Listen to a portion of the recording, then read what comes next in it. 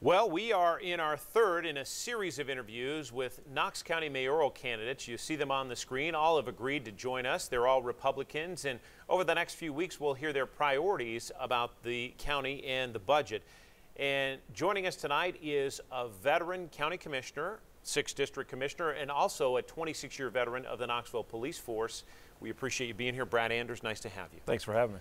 Let's kick into it. The framework for our conversations has been the biggest slices of the $800 million budget. The biggest one is education. 60 cents of every dollar goes to it from the county budget. What are your priorities for education in Knox County? Yeah, well, we've done a great job of pushing kids in the last 20 years to college and trying to push that college track on folks. And so what we've learned in the last 6 or 8 years through workforce development ideas and things is we got to get more technical in our education, and not each kid's going to go to college. And so we've got to excel in making a path for those kids that are not going to college and getting them career ready in our high schools, and also cooperating with the state through their applied technology centers to get those kids into a trade where they can start making money, because education is the equalizer. And if these kids can change their trajectory in life, they're going to do it through education. And does that mean more schools devoted to technical education, or just more classes that are associated with that? Well, what we have now is we got the campus at Pellissippi, that Straw Plains, that works with Pellissippi State. We don't have one. We've got Byington Solway, who works with a little bit with applied technologies.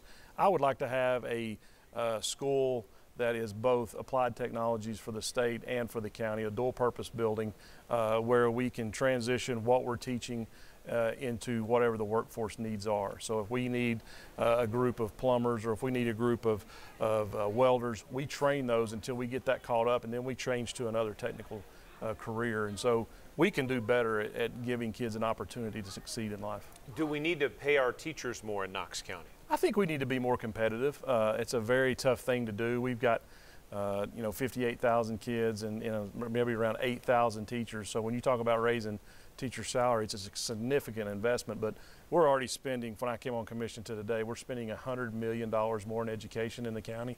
And so I've been committed to making sure that we've got those dollars available. You know, as a police officer, though, sometimes those competitive salaries tend to get the best among them. And Knoxville Police may get people in, train them, but then they often jet to a place that's going to give them $10,000 more. Schools facing the same thing. Right, and everybody faces that. Every career faces that. And so what we've got to do is create an environment where the teachers feel like they can excel, that they're free to teach how they're going to teach, and they're evaluated on their success, and it's not punished on, right now their evaluation may be based on somebody else in the building.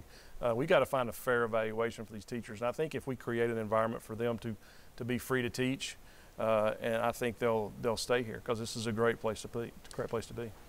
Commissioner Anders, thanks very much for your time. Thanks, sir. We'll certainly continue our conversation as you come back over the coming weeks. Thank you for having me. You bet.